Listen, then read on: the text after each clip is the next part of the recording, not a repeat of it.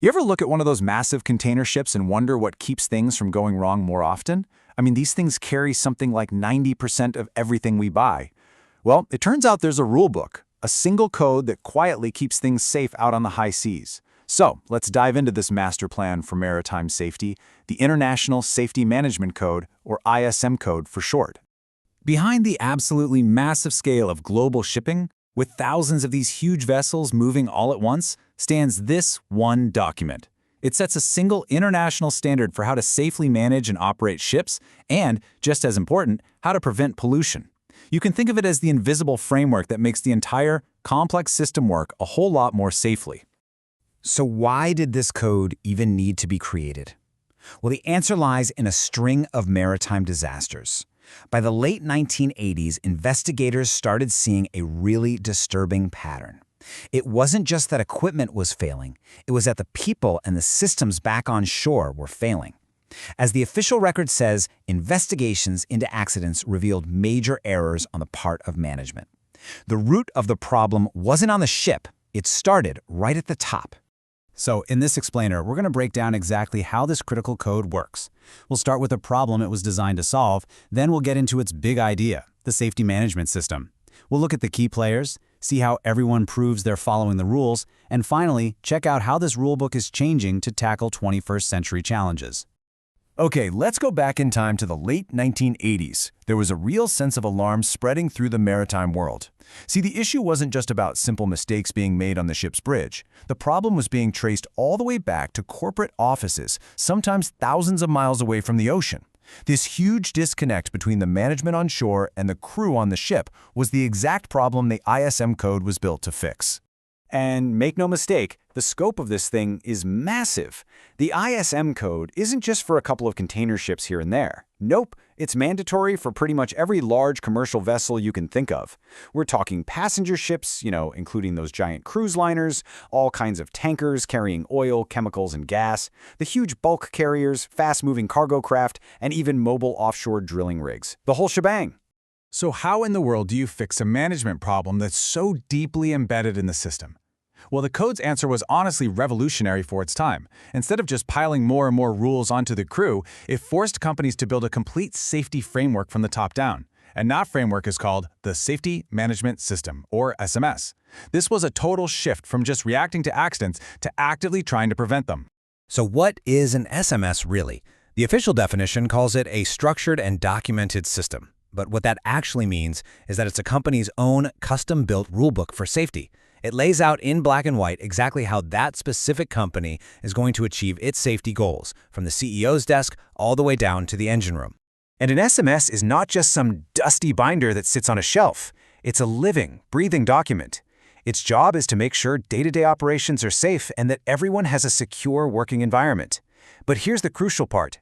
It forces companies to think ahead, to try and identify every possible risk, and then build in the right safeguards. And it's never really finished. The system is designed to constantly learn and get better over time. Now, any system is only as good as the people running it, right? And the ISM code handles this brilliantly by drawing crystal clear lines of authority and communication. It makes sure everybody knows exactly what their job is when it comes to keeping things safe. The code basically creates a partnership. On one side, you've got the shoreside company. Their job is to provide the resources, the money, the spare parts, the support, and to define the whole safety system. And on the other side, you have the master of the ship. Their job is to be the CEO of safety at sea, to implement the policy, keep the crew motivated, and act as the eyes and ears that report any problems back to headquarters. And this right here, this is probably the most powerful clause in the entire code. It gives the master overriding authority on anything related to safety. What that means is, if a master believes a situation is unsafe, their decision is final. It doesn't matter if it costs the company money or delays a shipment. Safety trumps everything, full stop. Now, to make sure the master's voice is actually heard, the code created a totally unique role, the designated person ashore, or DPA. Think of this person as the direct hotline from the ship to the very highest levels of management. If there's a safety concern, the DPA makes sure it doesn't get lost in some bureaucratic shuffle. It's a vital link that guarantees problems get seen and solved at the top. Okay, so having a great plan is one thing, but how does the rest of the world know a company is actually following it? Well, that's where certification comes in. The ISM code is enforced through a mandatory system of audits and official certificates. The whole process works in two main stages. First, the company itself gets audited. If their safety management system passes the test, they get a document of compliance, or a DOC. You can think of that as the company's license to operate safely. Only after they have that can each individual ship be audited to make sure it's actually putting that system into practice. If it passes, it gets a Safety Management Certificate, or SMC. The logic is simple. If you don't have a valid company plan, you can't have any certified ships. So here's a really crucial point to remember. The ISM code isn't some one-and-done deal.